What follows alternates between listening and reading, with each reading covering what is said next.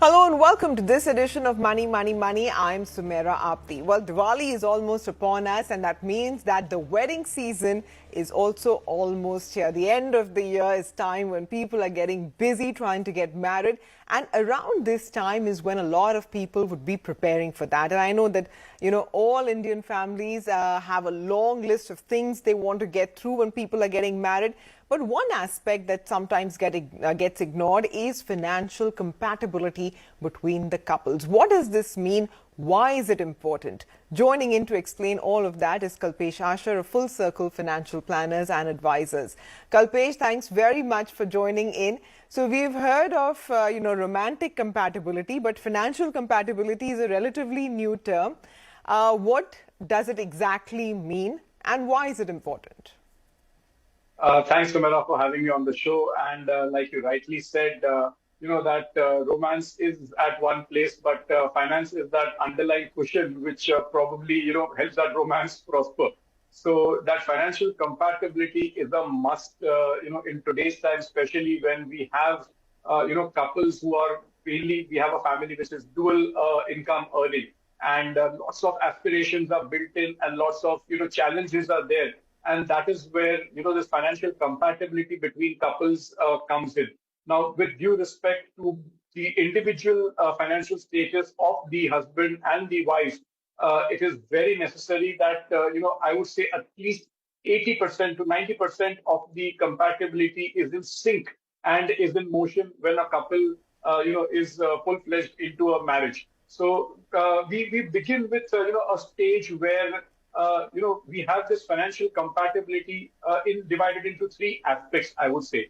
The first aspect is the most important one, which is, I think, a very universal aspect, which is nothing but your financial inclusion. And when I say financial inclusion, is that the husband and the wife, or both of them work as a team and not just separate units, because having two heads working together for a common goal with a common motive, I think works very well. The second one is, a very universal trait, or a very famous thing which we've heard even for success in all parameters of our life, is nothing but communication. And that should translate on financial matters in a very effective way between the couples, because lot of time we've seen at different strata of society that effective communication, and we'll dwell upon it as we move forward in the show, effective communication on financial matters is the root cause why this financial compatibility fails in many people. And the third aspect here, which I would say, is having uniform financial goals. So like I said a while back, is that in today's times, the woman would think that I would want to have an independent status. The man would think that I would want to have an independent status for various reasons, for security purpose, for their own dreams and aspirations. But to succeed as a couple, and I've always advocated that very strongly, to succeed as a couple, to have a proper family, I think outlook on your finances, it is very necessary to have uniform financial goals. So you can't have, one of the members aspiring for a very good retirement and building up a corpus towards that, whereas the other member aspiring for a plush house once they retire and diverting all their finances there. So it depends on, the sync, or the, I think, uniformity of the financial goals, which propels the couple towards having, more of focused energies, more of discipline towards achieving their financial goals. Okay, absolutely. And, every time somebody tells you that you have your whole life to discuss this, why do you want to do it right away? Well, it's time to break that taboo, because you should do it actually before you get married. I mean, you have to find out whether or not your thought process is along a similar path. So, Kalpesh, in that vein, what should people talk about before they get married? So apart from all the rosy things which go on in a pre-marriage phase during the courtship period, a level of financial maturity, I would say, is a must at this stage. It might sound utopian, but the sooner this bridge is crossed at a very early stage of a relationship, I think when the couple is getting to know each other and each other's financial strengths and weaknesses, and they will then continuously work, building their finances around it if they are going to be together for the rest of their lives. So the important aspects which come to my mind immediately is that during this courtship period, when obviously both of them are very young, there's a lot of mindset which wants to show a wrong picture of your real personality, and the guy or the girl would want to show off and do things or portray things which they are really not. I think that's a myth, and the true representation, I think, physically or financially, should be shown to your partner at this stage, because the sooner this myth is broken, if it is not the true one, it's better. The second one is that once the initial, lovey-dovey situations and all are crossed, I think the second thing is if they are going to work, if they are working already, their present earnings should be discussed. The present earnings in a very, subjective manner can be touched upon, because that will give a true representation of what that person is presently doing. The third is, on the other hand, when you discuss your earnings, obviously your spending habits, whether you are a conservative spender, whether you are an aggressive spender, should also be discussed. That gives you a fair idea. I'm not saying that will help you decide your partner, but that gives you a fair idea of what the person is getting into and accept the reality. The other aspect is whether they have the habit of saving or investing regularly. Very, very important. I think in today's times, things have evolved a lot. There's a lot of awareness. There's a lot of things we get to hear about capital markets and stock markets and bank FDs and economy and all. So I think whether this person, the husband or the prospective, wife, they are into a habit of saving or investing regularly. Now, a very crucial aspect I would like to touch upon, Sumera, is that the aspect of if any one of them wishes to pursue an education course before or after marriage. Because if it's going to be a career enhancing course, it's going to have a cost implication, it's going to have a time implication, it's going to have other psychological and social implications, because we have to dedicate time on that education course which one of the individuals is going to take. And this is also got a bearing on the family aspect also, when the girl comes into a new house and how she's going to cope up with it. Then apart from that, a touchy topic, I think it's discussed in this particular courtship time, is discussing the existing liabilities if an individual is carrying presently.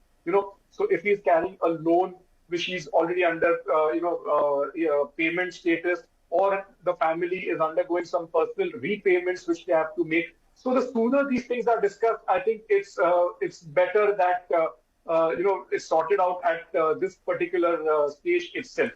The other aspect, of late we've discussed, and it then comes out in a very, I would say, a negative manner, is the family's financial status.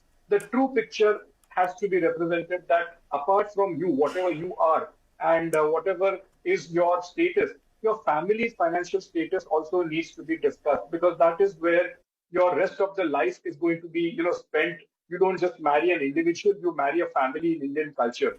So that is there. And finally, I would touch a very, touchy topic, is that if the prospective husband and his family will allow the girl or the wife to continue working professionally, or if they wish to pursue a profession post-marriage. Very, very important, because there should be a clarity on these aspects, especially on the point of the lady working after marriage. And it should be the husband's initiative to encourage her to fulfill her professional goals if she wishes to. And the sooner it's sorted out, the better. All right, and make no mistake, the objective of this is not for you to find out, how much a person earns. The objective is to find out whether or not the behavior related to the financial aspects is compatible with yours. It doesn't matter whether a person has less or more, but how do they manage that amount is what is most important to find out. So we've discussed things which are important to know before you get married, but certainly the conversation doesn't end there, does it, Kalpesh? Not at all. I think the real proof of the pudding is when you get to stay together and you get married, and that's when the real, I would say, the real, the forces come about of discussing money, and the income and the expenses all show up, because that is the reality. And here we're discussing about couples and how they would take it forward. So the post-marriage phase, Sumera, is very, very important. And for many of those who miss out on not discussing these things pre-marriage, and in an Indian culture where there are most of arranged marriages and people still are conservative about discussing their finances, I think how couples start interacting with each other post-marriage also depends on, I think, I would say three factors, which is, the behavioral part, which you rightly touched upon, Sumera, and I'm glad you used the word behavior there, is that an individual's financial behavior depends a lot on how he's been brought about in his family, the past experience of the respective family behavior with regards to money. Because some families are very conservative, some families are quite, spendthrift, some are very investment oriented, and so on and so forth. So that has a big bearing on that individual's mind, and that carries on when that person gets married, and that has a straight implication on the spouse. That is the first point. The second is the level of trust the couple develops mutually between themselves. Now, this is not financial for sure in the beginning, but the level of love and trust which they have as a couple, the bonding, I would say, which automatically will help them discuss the financial matters in an easygoing manner. And the third aspect, I think it's the least touched upon, but I would lay a lot of stress on it, is developing individual financial awareness. So I'm not saying that everybody should be a financial expert. Everybody's got a different profession, different job. But in today's world, I think individually, be it the husband or the wife, has to be financially savvy in a little bit of more than required fashion, because everything today is become a complex jungle. And if you want to make your financial status strong and work towards achieving your financial goals, individual financial awareness is necessary. So keeping track of little bit of what the economy is doing, little bit what of the capital markets are doing, little bit of the digital space, everything should be known. You can just not be oblivious of the fact that it's not my job and the other person who will take care of it. Absolutely. So we've discussed what is financial compatibility, but have you also heard of what is financial infidelity? Well, we're going to talk about that in just a little bit. Kalpesh is going to stay on with us. We'll be right back after a quick break.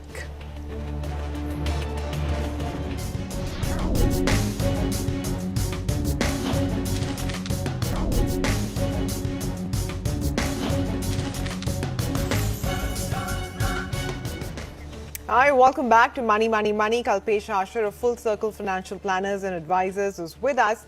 And the topic we're discussing is financial compatibility. So what does it mean? Why you should no longer cringe when somebody wants to talk about money.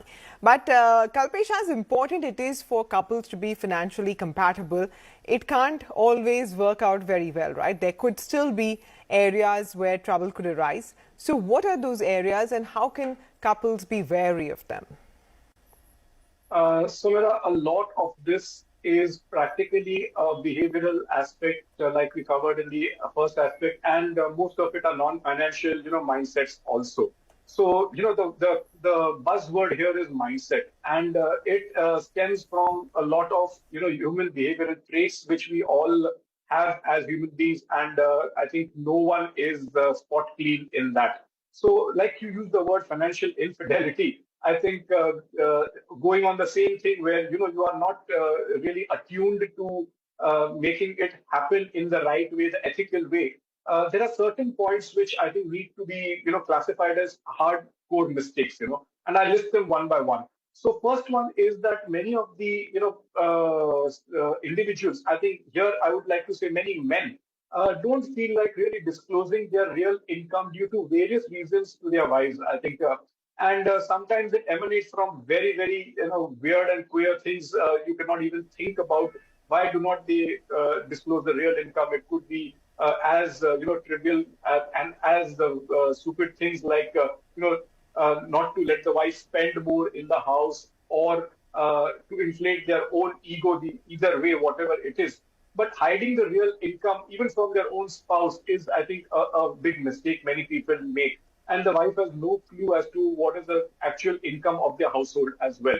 Now, the other thing is that very typical, human nature is taking individual financial decisions. And one of the spouse, and again here, the men, I would like to say, think their partner need not know about their financial profile, and they are, very unfortunately, I would like to say that they think that their spouses are not capable of making a noteworthy contribution to the financial decisions which he is trying to make. It could work the other way around also in some many of the cases, I would say. But taking individual financial decisions, robs you of two things. One, you don't even get an idea of what your spouse is thinking, and that idea could be brilliant, either to take that decision or not to take. And second is because that individual financial decision is not taken. If there is an event which is very detrimental to your family, there could be a death or something. The spouse also does not know that this financial instrument is there with you for the benefit of the family. So that's very, very sad. Third aspect is taking loans and not informing your family about it. Now those loans could be the bank loans or taking loans from relatives or friends for meeting their personal expenses or lifestyle expenses, or in some cases some vices which individuals have to do that, and really not informing the spouse about it. On the other hand, also not letting your spouse know that you've lent money to somebody, because again in that situation you are not doing any favors to your family or to your spouse in particular. If something were to happen to you and you've not informed them that this money is given by me to somebody, then that money is in all probability not going to come back to you. The fourth aspect here I would like to touch upon is that many times the individual, now here it could pertain to both the husband and the wife if they are working, is taking sudden job or business termination decisions, and it could stem out of anything. It could stem out of a sudden workplace problem which an individual has, or it's brewing slowly, and all of a sudden a decision is taken. Now that affects your family cash flow. That affects many dreams and aspirations which you all have taken together. So there should be a thoughtful process to it, and many times sudden decisions just bring this to a grinding halt. Okay. The fourth is business liabilities. I think for all the people who are professional, be it has the male or the female, or are having a business, many a times if they are not doing well in their business or their professions, and they've built up a long list of liabilities, they owe the world a lot of money, owe financial institutions a lot of money, and if their spouses are unaware of it, I think then it is a very, a cardinal sin financially which that person is making, because neither is he going to get the support of his spouse on an emotional basis, on a physical basis, nor financially are they able to even contribute anything in making life easier for them. Defaulting on credit cards, I think that is a very, very technical part, and we've discussed this on many shows of Money Money, that if credit card repayments are not made on time, or people really don't understand how to use credit cards, it's a sorry state of affairs, and any of the spouse could be guilty of this. So defaulting on the credit cards, unwanted expenses done by the one member of the card, and building it up and not repaying on time can have a huge implication on your financial life.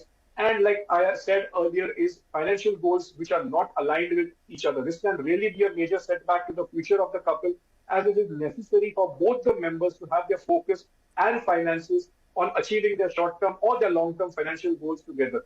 The other aspect, Sumera, I would like to touch upon is, in today's time we live in a digital world, and as small it may sound, but not sharing personal financial security passwords or writing them down somewhere in a diary or something, that is a big problem, because today for your bank account statements or demat accounts and etc., and whatever we have, we use passwords. And God forbid if there is a situation in a worst case scenario, and your partner is not able to access it, I think it's a big jolt to that financial situation as well. And the other aspect, which does not apply only to couples, but it surely is very, very detrimental, is the reluctance to prepare a will. I think that reluctance to prepare a will can be a nightmare for the entire financial profile if the matter is stuck in a legal matter and there is no will. Because if the husband has done everything for his wife and has not made a will or something, there are lots of laws which can come up, and everything which was ultimately going to happen in a smooth transition can get stuck for a longer period of time. Absolutely. But Kalpesh, from the angle of financial planning, what are the absolutely necessary points that a couple must address? Oh, fantastic. Thanks, Sumera, for asking this question, because that is where the day-to-day life happens. So first of all, I'd like to evaluate here is, you should regularly evaluate jointly your family's cash flow. What I mean by cash flow is nothing but your track of your monthly incomes versus your expenses, so things are not, going out of hand, or if there's a scope to regularly invest something more, you have a handle on that as well. Second is that ensure the earning member, like it could be any one of them, the husband or the wife, or in most of the cases, both the members are earning. That has been covered through adequate life insurance through term plans only.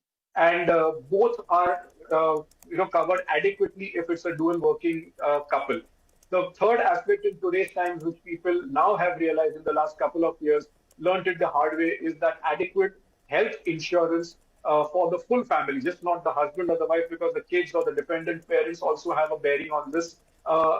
Adequate health insurance is a must, and including the entire family, like I said.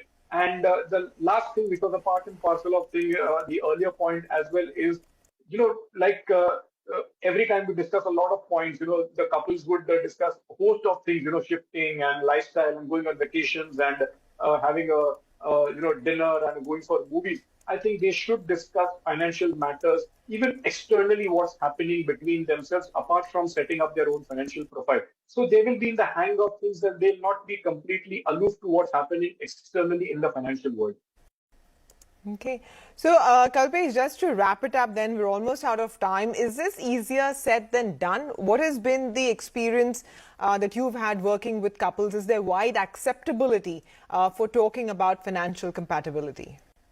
So, no, it's not that bad as it looks nowadays, because I think the best part is that, the male members, the husbands also have now decided that, it is not a one-sided thing which they should do. They have included their wives into the whole matter, and the wives are more than, I think, forthcoming to accept this responsibility, and things are much better than they were earlier. But yet, I would like to add up here is that lack of communication, clarity, or deception, like the word used, financial infidelity, and most importantly, honesty about your existing financial status can harm your relationship with your spouse. If you don't disclose these things and discuss these things with your spouse on a regular basis, and it can negatively impact your financial profile. To sum it up, I would say the key to achieving your financial goals is working together jointly as a team and one unit.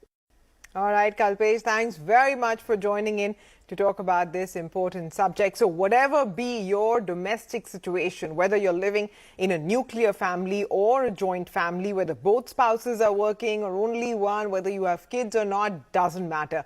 Whatever be the situation you're in, the message is that it's healthy to talk about money openly and in a manner which is fair to both spouses. And I hope that you will choose to have this conversation in your home sooner rather than later. And I hope that you will also encourage your children to go ahead and talk about money, money, money. Thanks for watching.